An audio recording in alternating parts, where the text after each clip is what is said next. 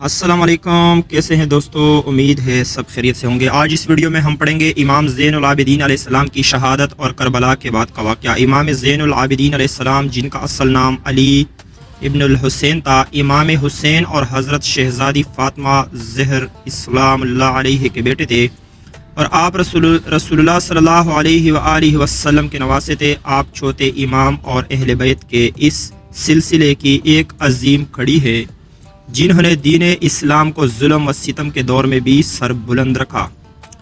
کربلا کے بعد کا وقت، کربلا کا سانحہ اسلامی تاریخ کا وہ اندوہناک واقعہ ہے جو رہتی دنیا تک یاد رکھا جائے گا۔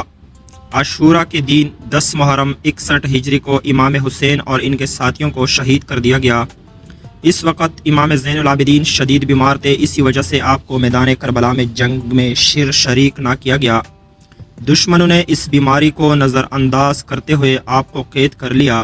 واقعہ کربلا کے بعد جب اہل بیت کے قافلے کو قیدی بنا کر کوفہ اور پھر دمشق لے جایا گیا، تو امام زین العابدین ہی وہ واحد مرد تھے جو امام وقت کی حیثیت سے زندہ رہے۔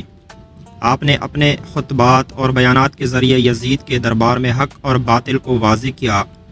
کوفہ کی گلیوں سے لے کر شام کے دربار تک جہاں جہاں اہل بیت کے قافلے کو لے جایا گیا، امام زین العابدین نے اپنی بصیرت، صبر اور حکمت سے امت کو بیدار کیا۔ یزید کے دربار میں امام کا خطبہ۔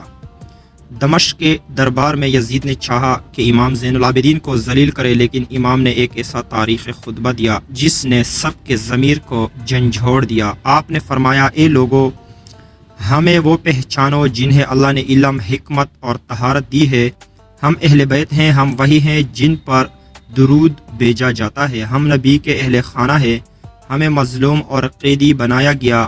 یزید کے دربار میں یہ خطبہ دین کی اصل روح کو زندہ کرنے کا سبب بنا۔ لوگوں کو حقیقت کا علم ہوا اور یزید کی حکومت کا چہرہ بے نقاب ہو گیا۔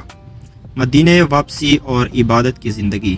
شام سے واپسی کے بعد امام زین العابدین نے مدینہ میں ایک خاموش مگر پر اسرار تحریک کا آغاز کیا۔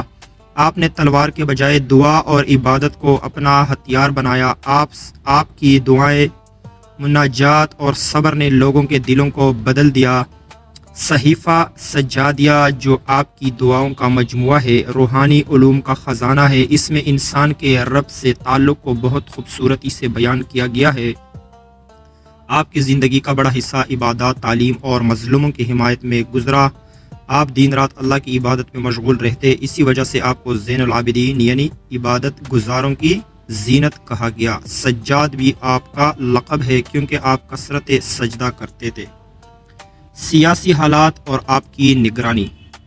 اگرچہ امام نے مسلح بغاوت نہیں کی، لیکن بنو امیہ کی حکومت آپ سے خوفزدہ رہی۔ وہ جانتے تھے کہ امام زین العابدین کی خاموشی بھی عوام کو شعور دے رہی ہے، اسی لیے وہ ہمیشہ آپ کو زیر نگرانی رکھتے۔ کئی بار آپ کو ہراساں کیا گیا اور آپ کے ماننے والوں کو قید و بند کی صوبتیں برداشت کرنی پڑی۔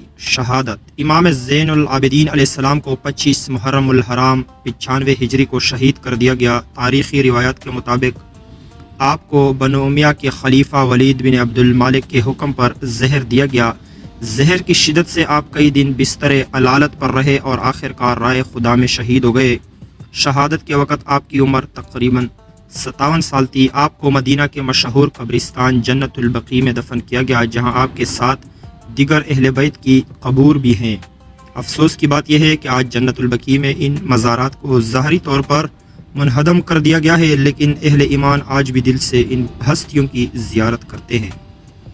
تو دوستو، اگر یہ ویڈیو اچھی لگی ہو تو چینل کو لائک اور سبسکرائب کرنا نہ بھولیے گا، تاکہ ہم اسی طرح ویڈیو آپ دوستوں کی خدمت میں لائیں۔ ہمیں دیجیے اجازت۔ اللہ حافظ۔